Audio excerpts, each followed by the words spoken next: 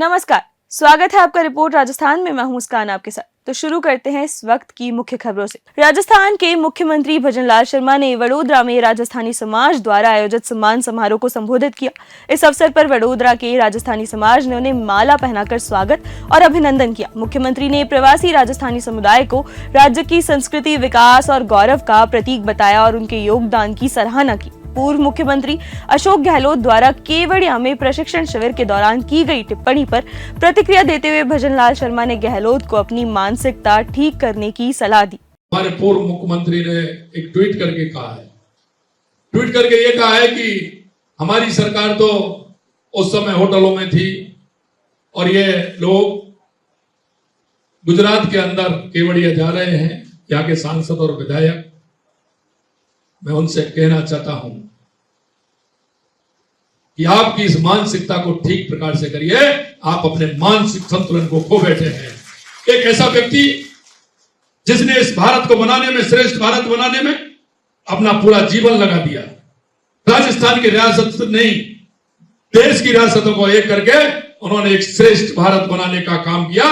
ऐसे हम सरदार वल्लभ भाई पटेल जी के उस स्मारक पर जा रहे हैं जहां से यह संदेश मिलता है देश की एकता का, अखंडता का और देश को मजबूत करने का। क्या हम उनके विचारों को संग्रहित नहीं करें, जिनको देश की आजादी से लेकर के देश के उत्थान में कितना बड़ा योगदान रहा।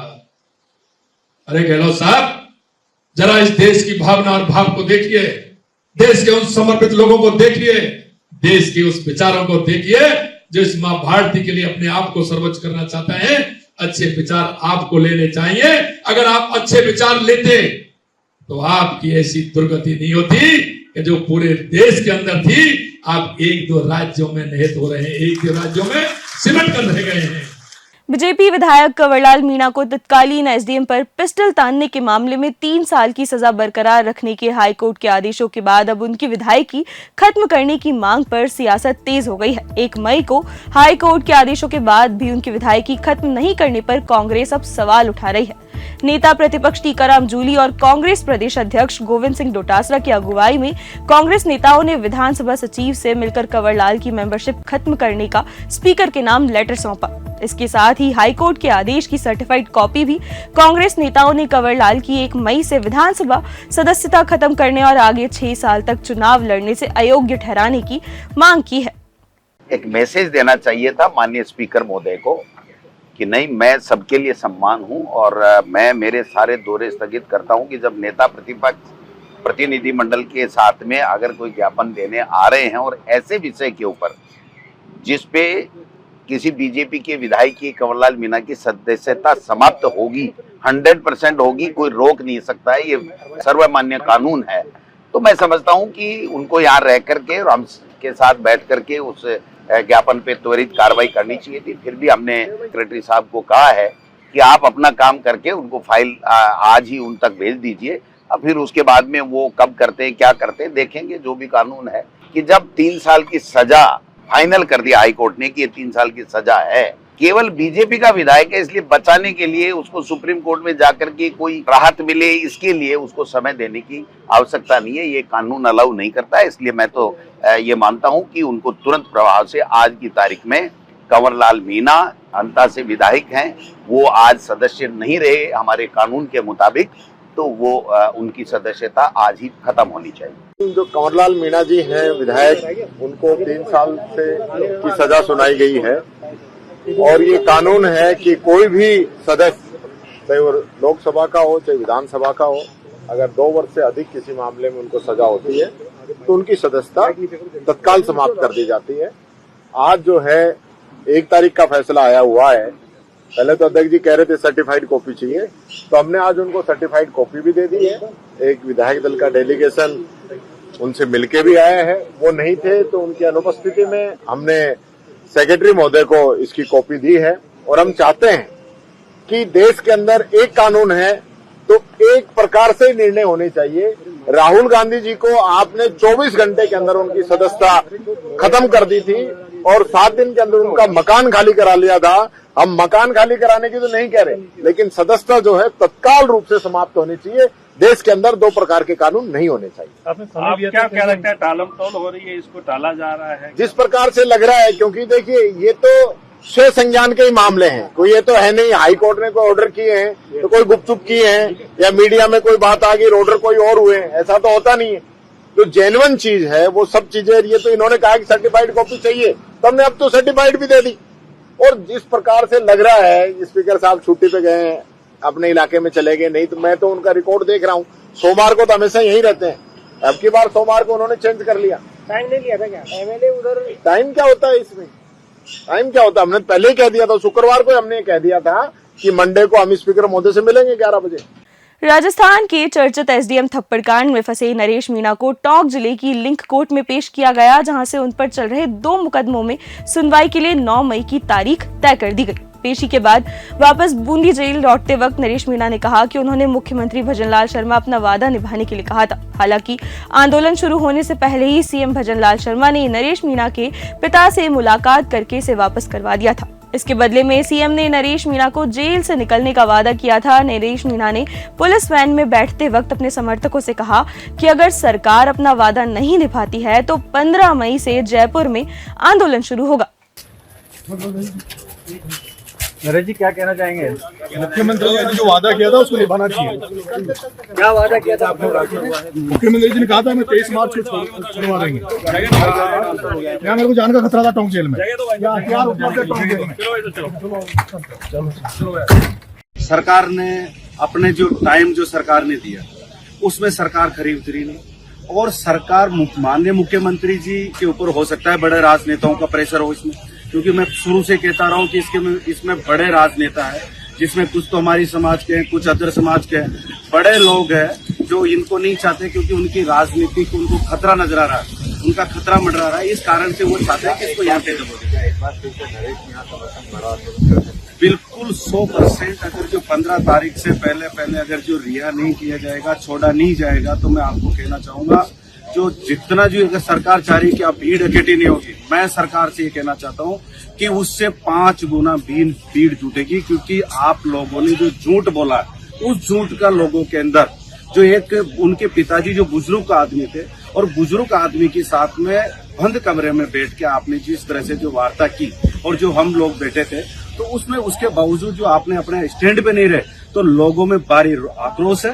बिल्कुल उससे 5 गुना ज्यादा भीड़ इकट्ठी होगी और अमर अनशन में हम वहाँ पे शहीद स्मारक में उनकी वाइफ और उनके दोनों बेटे, हम सब लोग वहाँ पे। किशनगढ़ में नोटरी पब्लिक अधिवक्ता बालकिशन सुनारिया की गिरफ्तारी के विरोध में वकीलों का आंदोलन जारी है। वकील पिछले 8 दिनों से न्यायिक कार्यों का बहिष्कार कर रहे हैं। सोमवार सुबह अंबेडकर सर्किल के पास सिटी रोड पर वकीलों ने प्रदर्शन किया और थाना प्रभारी का पुतला फूका। बार एसोसिएशन किशनगढ़ के अध्यक्ष रुपेश शर्मा के नेतृत्व में चल रहे आंदोलन में वकीलों की मांग है कि बालकिशन सुनारिया को झूठे मुकदमे से बरी किया जाए, साथ ही दोषी पुलिसकर्मियों पर कार्रवाई की जाए। वकीलों ने चेतावनी दी है कि अगर 5 दिनों में पुलिस प्रशासन ने कोई कार्रवाई नहीं की तो वो किशनगढ़ बंद का आह्वान करेंगे। सर आपका क्या नाम है? संदीप लोहड़िया। तो सर किस तरीके का ये विरोध प्रदर्शन है? देखिए मैडम, परसों हमारे कुछ जो वकील थे उनके खिलाफ पुलिस ने एक एफआईआर दर्ज कर ली, जबकि उस घटना से उन वकीलों का कोई लेना देना नहीं था। बार एसोसिएशन वालों को बिना कॉन्फिडेंस में लिए वकीलों के खिलाफ एफआईआर दर्ज कर ली। और किस तरीके की एफआईआर थी? कोई आपस में कोई मारपीट हो गई तो उस मामले में एफआईआर दर्ज कर ली थी। हमने उनको एक ही बात कही कि आप जब भी एफआईआर दर्ज करो तब एक बार बार को इंटीमेट कर दो, अगर गलत है तो हम उसके खिलाफ खुद ही कार्रवाई कर देंगे। हमने हमारी एफआईआर दी, उसको दर्ज नहीं करी और सामने वाले लोगों की एफआईआर वकील के खिलाफ दर्ज कर ली। हमारी आज केवल इसी बात पे प्रोटेस्ट है कि एसएचओ को लाइन हाजिर करो, हमारी जो एफआईआर है उसमें निष्पक्ष जाँच और उसमें जल्दी परिणाम आए, क्योंकि वकीलों ने कोई ऐसी गलती नहीं करी थी। और तीसरी चीज़, जिस चीज़ के लिए एफआईआर दर्ज हुई थी वो बस्सी में जो मुलजिम और बच्चे हैं उनको तुरंत प्रभाव से गिरफ्तार किया। बस्सी में क्या हुआ? बस्सी में कोई वकील साहब पैरवी करने गए थे, उनके खिलाफ मारपीट करी और उनसे बदतमीजी करी, उसी को लेकर उन्होंने मुकदमा दर्ज कराया था। उसी में मुलजिम को कल पेश करा था। उनके कुछ लोगों ने आके वकीलों से बदतमीजी करी और आपस में लड़ाई झगड़ा करा, जिस बात को लेकर पुलिस ने झूठा मुकदमा वकीलों के खिलाफ दर्ज कर लिया। तो आपकी क्या मांग है अभी? हमारी मांग यही है, एसएचओ लाइन हाजिर हो। ठीक है, उसमें निष्पक्ष जांच की मांग हो और वकील के खिलाफ कभी भी मुकदमा दर्ज हो, पहले बार एसोसिएशन को इंटीमेशन दे, उसके बाद वकील के खिलाफ मुकदमा दर्ज हो। अभी जैसा कि हमारे अध्यक्ष जी ने आपको बता दिया कि वकीलों के साथ जो नाइंसाफियां लगातार हो रही है, वकील परेशान हो रहे हैं।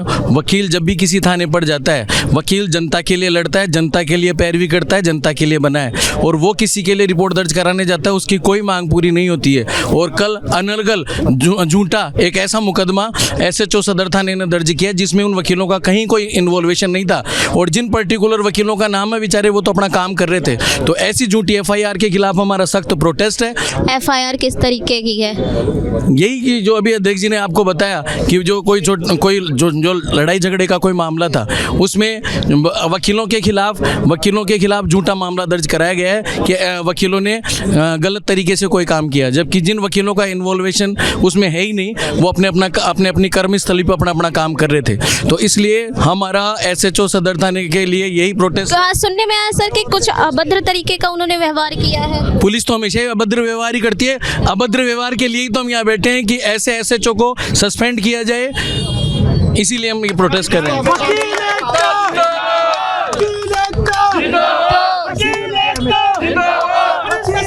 मतलब ये अभी नॉर्मल अनशन नहीं, आमरण अनशन पे आप वकील जनता के लिए और जनता की पैरवी के लिए बना है। हमारा व्यापार और सेवा दोनों ही हमारा कर्म है। जब हम किसी प्रकार की वकील के खिलाफ कोई भी घटनाक्रम घटे, वकील के खिलाफ कोई भी परिवाद पेश हो, तो ये पहले भी आदेश थे और कमिश्नर ने ये आदेश दे रखे थे कि बार एसोसिएशन को आप सूचना देंगे और उनसे इस बारे में चर्चा करेंगे। लेकिन FIR के संदर्भ में बार एसोसिएशन के अध्यक्ष और सेक्रेटरी और पूरी कार्यकारिणी से किसी भी प्रकार की कोई चर्चा नहीं की, जिसकी हम घोर निंदा करते हैं। और इसीलिए हम यहाँ पर बैठे हैं और हम हमारा हक लेके जाएंगे। वकील एकता जिंदाबाद। संयुक्त किसान मोर्चा के बैनर तले सोमवार को सीकर में जोरदार विरोध प्रदर्शन किया गया।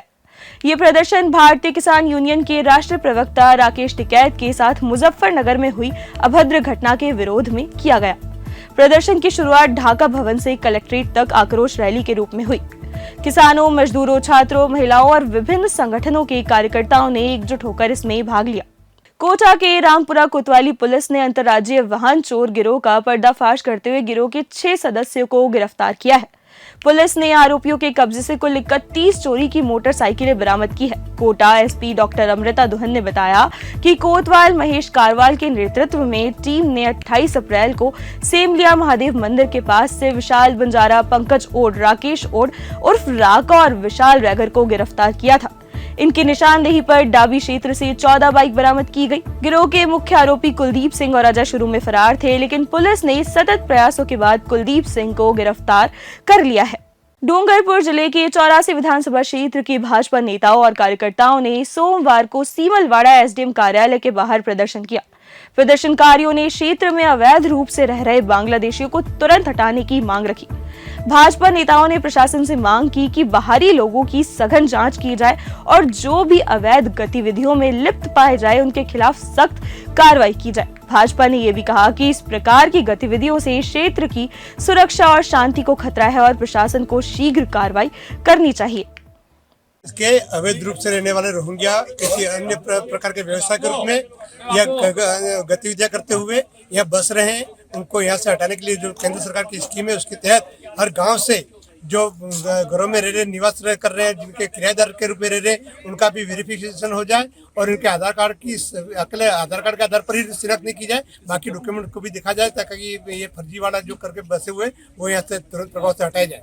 आज भारतीय जनता पार्टी 84 कार्यकर्ताओं के द्वारा जो अनाधिकृत रूप से यहाँ पर सिमड़ा पीठ बड़े बड़े कस्बों में रहते हैं और जहाँ 2 नंबर के काम भी करते हैं और जो बांग्लादेशी और विशेषकर रोहिंग्या जाति के लोग यहाँ पर आ रहे हैं और अवैध धंधा भी करते हैं, हम प्रशासन से मांग करते हैं कि उनकी गहनता से जांच हो, उनके उनके आधार कार्ड से और पुलिस वेरिफिकेशन के बाद ही यहाँ पे कोई कमरा दिया जाए, उनको यहाँ रोजगार दिया जाए, क्योंकि आए दिन इनके इसके आड़ में बहुत से अवैध कार्य करते हैं जिससे क्षेत्र में अशांति फैलती है और यहाँ पे व्यापार में भी कहीं ना कहीं दिक्कत आती है। और विशेषकर जो नॉन वेज की दुकानें रोड पे करते हैं उनको अंदर किया जाए और उनको लाइसेंसधारी कोई यहाँ पे इस कार्य करने दिया, ये हमारी मांग है प्रशासन। राजस्थान के एकमात्र पर्वतीय पर्यटन स्थल माउंट आबू का मौसम इन दिनों बेहद अजीबोगरीब रूप में नजर आ रहा है। वैशाख माह यानी मई में जहां पूरे राज्य में गर्मी का प्रकोप रहता है, वहीं माउंट आबू में श्रावण जैसे मौसम की अनुभूति हो रही है। यहां हल्की बूंदाबांदी, घना कोहरा और हल्की ठंडक का एहसास हो रहा है, जिससे गर्मी लगभग लुप्त हो गई है। पर्यटक और स्थानीय लोग इस बदले हुए मौसम से हैरान है। पिछले 2 दिनों से अचानक मौसम ने करवट ली है। इससे पहले यहाँ तेज गर्मी का असर दिखाई देने लगा था, लेकिन हल्की बारिश, ओलावृष्टि और फिर से छाया घना कोहरा, इन सब ने मिलकर माउंट आबू की फिजा ही बदल दी है। सारे फ्रेंड्स यहाँ पर घूमने के लिए, तो जब अहमदाबाद से निकले थे तो हमें पता ही नहीं था कि यहाँ पर इतनी बढ़िया क्लाइमेट हो जाएगा। हम जब पहले आए थे तब थोड़ी ऐसे गर्मी लग रही थी, लेकिन रात में इतनी अच्छी बारिश हुई और इतना बढ़िया क्लाइमेट है कि बहुत मजा आ गया अहमदाबाद, और अभी बहुत बढ़िया वेदर है। अहमदाबाद में तो 45 डिग्री चल रहा है। अहमदाबाद में जब निकले थे वहाँ तो 45 था, यहाँ पर अभी बहुत बढ़िया। यहाँ की फीलिंग कैसे चेंज हो गई? यहाँ के बस बहुत बढ़िया लग रहा है। हम लोग आए थे यहाँ पर कि चलो अहमदाबाद से तो थोड़ा टेम्परेचर कम ही रहेगा, लेकिन यहाँ पर आके तो बहुत ही बढ़िया लगा। हम सब लोग फ्रेंड्स फॉर एवर हैं। यहाँ पे आए हम। मैडम एक बात बताइए, कैसे एंजॉय कर रहे हैं मौसम को? बहुत बढ़िया। चाय पिया, समोसा फीलिंग आ रही है ना हमको सबको। અમે લોકો ગુજરાતી છીએ, ગુજરાતથી અમદાવાદથી આવ્યા છે અને અત્યારે 2 દિવસ માટે માઉન્ટ આબુ આવ્યા છે અને બિલકુલ અમને નહોતી ખબર કે અમદાવાદનું ટેમ્પરેચર 40-45 ને અત્યારે અહીંયા આવવું મળશે। બહુ જ મજા આવી છે। અમે બધા ફ્રેન્ડ ફોર એવર છીએ અને ફ્રેન્ડ ફોર એવર અમે લોકો બહુ જ મજા કરી રહ્યા છે। ચા, સમોસા, પૌવા અને एंजॉय करिए। राजस्थान हाई कोर्ट की जयपुर बेंच में सोमवार को सब इंस्पेक्टर भर्ती परीक्षा 2021 से जुड़े मामले पर सुनवाई हुई। आज राजस्थान सरकार की तरफ से अपना पक्ष कोर्ट में रखा जाना था, लेकिन सरकार ने जवाब दाखिल नहीं किया। इससे नाराज हाई कोर्ट के जजों ने कहा कि राजस्थान सरकार के पास ये अंतिम मौका है। एसआई भर्ती पर अपना जवाब 15 मई तक अदालत में दाखिल करे, वरना हम अपना फैसला सुना देंगे। कैबिनेट मंत्री किरोड़ी लाल मीणा ने भी कई बार सीएम को पत्र लिखकर भर्ती परीक्षा रद्द करने की मांग की है। हालांकि अभी तक भर्ती रद्द होने पर असमंजस बरकरार है। इस वक्त के लिए इतना ही। ऐसी ही तमाम खबरों के लिए बने रहिए और देखते रहिए रिपोर्ट राजस्थान।